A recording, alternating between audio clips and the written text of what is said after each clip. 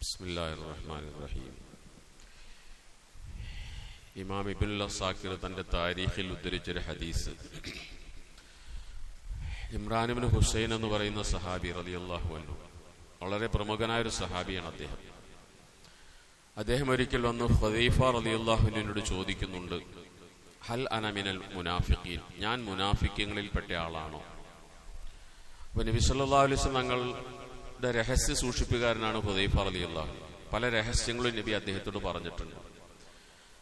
മുനാഫിക്കുകൾ ആരൊക്കെയാണ് എന്ന് നബി കൃത്യമായി ഖുദൈഫ റളിയല്ലാഹു അൻഹുവിനോട് പറഞ്ഞു കൊടുത്തിട്ടുണ്ട്. അദ്ദേഹത്തിന് അറിയാം അത്, പക്ഷെ അദ്ദേഹം ആരോടും പറയില്ല. അപ്പൊ ഇമ്രാൻ ഇബ്നു ഹുസൈൻ എന്ന സഹാബി വന്ന് ചോദിക്കുകയാണ്, ഞാൻ മുനാഫിക്കളുടെ കൂട്ടത്തിൽപ്പെട്ട ആളാണോ? റസൂലുള്ളാഹി എന്റെ പേര് നിന്നോട് പറഞ്ഞിട്ടുണ്ടോ എന്ന് ചോദിക്കുന്നു. അപ്പോ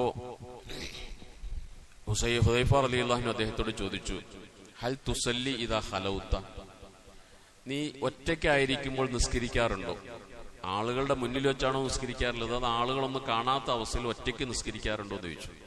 അദ്ദേഹം പറഞ്ഞു, ഞാൻ അങ്ങനെ ചെയ്യാറുണ്ട്. ഹൽ തസ്തഗ്ഫിറു ഇദാ അദ്നബത, തെറ്റ് ചെയ്ത് കഴിഞ്ഞാൽ ഉടനെ ഇസ്തിഗ്ഫാർ ചെയ്യാറുണ്ടോ എന്ന് ചോദിച്ചു. അതും ചെയ്യാറുണ്ട് എന്ന് പറഞ്ഞു. അപ്പോൾ മാ ജഅലക്കല്ലാഹു മിനൽ മുനാഫിഖീൻ, അങ്ങനെയാണെങ്കിൽ നീ മുനാഫിഖീങ്ങളിൽപ്പെട്ട ആളല്ല എന്ന് പറഞ്ഞു. അപ്പോൾ ഒരാൾ മുനാഫിക്കാണോ അല്ലയോ എന്ന് തിരിച്ചറിയാനുള്ള മാനദണ്ഡം ഇതാണ്. ഒറ്റയ്ക്കായിരിക്കുമ്പോൾ നിസ്കരിക്കുക. ആളുകളുടെ മുന്നിൽ മാത്രം നിസ്കരിക്കുന്ന ഒരാള്, അയാൾ ഒരു പക്ഷെ മുനാഫിക്കാകാം. കാരണം ആളുകൾ കാണാൻ വേണ്ടിയായിരിക്കാം. പക്ഷെ ആരും കാണാത്ത അവസ്ഥയിൽ നിസ്കരിക്കുന്നുണ്ടെങ്കിൽ, ഒരു തെറ്റ് സംഭവിച്ചു പോയാൽ ഉടനെ ഇസ്തിഗ്ഫാർ ചെയ്യുന്നുണ്ടെങ്കിൽ അവൻ ഒരിക്കലും മുനാഫിക്കാവൂല. അപ്പൊ ഇന്ന് നമുക്കറിയാം, റീൽസുകളുടെ കാലമാണ്, പ്രകടനപരത. എന്ത് നന്മ ചെയ്താലും അതിങ്ങനെ വീഡിയോ പിടിച്ചിട്ട് ആളുകളെ അറിയിക്കാം റീൽസിന് വേണ്ടി. അത് നമ്മൾ വളരെ സൂക്ഷിക്കേണ്ട ഒരു കാര്യമാണ്. അത് മുനാഫിക്കുകളുടെ കൂട്ടത്തിലാണ് അടയാളത്തിൽപ്പെടുത്തുക. തന്റെ നന്മ മറ്റുള്ളവർ അറിയണമെന്നുള്ള ചിന്ത, അതിനുവേണ്ടി അത് പ്രചരിപ്പിക്കുക, സോഷ്യൽ മീഡിയയിലൂടെ പ്രചരിപ്പിക്കുക. അങ്ങനെ ഒരാൾ ചെയ്യുന്നുണ്ടെങ്കിൽ അത് നിഫാഖിന്റെ ലക്ഷണമായിട്ടാണ് പരിചയപ്പെടുത്തുന്നത്. നമ്മുടെ നന്മകളൊക്കെ പടച്ചതിനു വേണ്ടി മാത്രമായിരിക്കണം. ആരും കാണാനുള്ള ആഗ്രഹം നമുക്കതിൽ ഉണ്ടാകാൻ പാടില്ല. അപ്പോഴാണ് നന്മയ്ക്ക് പരലോകത്ത് കൂലി കിട്ടുക. അല്ലെങ്കിൽ ഇവിടെ എന്താണോ ഉദ്ദേശിച്ചത് അത് കിട്ടിയെന്നിരിക്കും, പരലോകത്ത് അതിന് കൂലി ഉണ്ടാവില്ല. നമ്മുടെ പൂർവികർ അങ്ങനെയായിരുന്നു. ഉമർ റളിയല്ലാഹു തആല അൻഹു, മദീനയിലൊരു കാഴ്ചാപരിമിതിയിലൊരു സ്ത്രീ ഉണ്ട്. എല്ലാ രാത്രി ഉമർ റളിയല്ലാഹു അൻഹു ഇരുട്ടിന്റെ മറവിൽ പോയിട്ട് ആ സ്ത്രീയുടെ വസ്ത്രം കഴുകി കൊടുക്കും, ഭക്ഷണം പാചകം ചെയ്ത് കൊടുത്ത് തിരിച്ചു പോരും. ചില ദിവസങ്ങളിൽ ഉമർ ചെല്ലുന്നതിന് മുമ്പ് ആരോ അത് ചെയ്ത് തിരിച്ചു പോരും.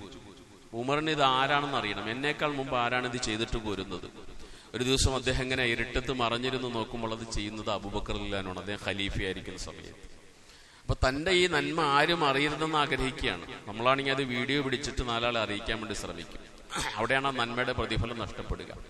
അലി സൈനുൽ ആബിദീൻ എന്ന് പറയുന്ന അലി റളിയല്ലാഹുവിന്റെ പേരക്കുട്ടി, ഹുസൈൻ റളിയല്ലാഹുവിന്റെ മകനാണ് അദ്ദേഹം മരിച്ചു. ജനാസ കുളിപ്പിക്കുന്ന സമയത്ത് അദ്ദേഹത്തിന്റെ ഈ തോളിൽ, ചുമട്ടുകാരുടെ തോളിൽ എന്നതുപോലെ അടയാളങ്ങൾ കണ്ടു എന്നാണ്. അപ്പൊ മയ്യത്ത് കുളിപ്പിച്ചവര് ചോദിച്ചു, ഇയാൾ ചുമട്ടുകാരനൊന്നുമല്ലല്ലോ, എങ്ങനെ ഇത്ര വലിയ അടയാളങ്ങൾ ഉണ്ടായി എന്നിങ്ങനെ സംശയം പ്രകടിപ്പിച്ചു. പക്ഷെ പിന്നീട് കാര്യം മനസ്സിലായി. ഈ അലി സൈനുൽ ആബിദീൻ എന്ന് പറയുന്ന ഹുസൈൻ റളിയല്ലാഹുവിന്റെ മകൻ മദീനയിലെ ഏറ്റവും പാവപ്പെട്ട 100 വീട്ടുകാരുടെ പേര് അദ്ദേഹം എടുത്തിട്ട് അവരുടെ വീടുകളിലേക്ക് രാത്രി ഭക്ഷണ സാധനം എത്തിച്ചു കൊടുക്കും. ചുമന്ന് എല്ലാവരും ഉറങ്ങിക്കഴിയുമ്പോൾ ഇരുട്ടിന്റെ മറവിൽ എത്തിച്ചു കൊടുക്കും. അത് അവർ പോലും അറിയില്ല. അവരുടെ വീടിന്റെ മുന്നിൽ വെച്ചിട്ട് തിരിച്ചു പോരും. ഇദ്ദേഹം മരിച്ചതിന് ശേഷം ആ വീട്ടുകാർക്ക് ഇത് കിട്ടാതായി. അപ്പോഴാണ് അവരറിയണത് ഇത് തന്നിരുന്നയാൾ ഇദ്ദേഹമാണ്, അലി സൈനുൽ ആബിദീനാണ് എന്ന്. നമ്മൾ ആലോചിച്ചു, ഒരു നന്മ എത്ര രഹസ്യമായി ചെയ്യാനാണ് അവർ ആഗ്രഹിക്കുന്നത്. ദാവൂദ് ഇബ്നു അബി ഹിന്ദ് എന്ന് പറയുന്ന വലിയൊരു പണ്ഡിതനുണ്ടായിരുന്നു. അദ്ദേഹം 20 വർഷം സുന്നത്ത് നോമ്പ് പിടിച്ചിട്ട് വീട്ടുകാർ പോലും അറിഞ്ഞില്ല എന്ന്. അദ്ദേഹത്തിന്റെ ജോലി മാർക്കറ്റിലാണ്. രാവിലെ വീട്ടിൽ നിന്ന് ഭക്ഷണമായിട്ട് പോകുന്ന വഴിക്ക് ആർക്കെങ്കിലും സദക്ക കൊടുക്കും.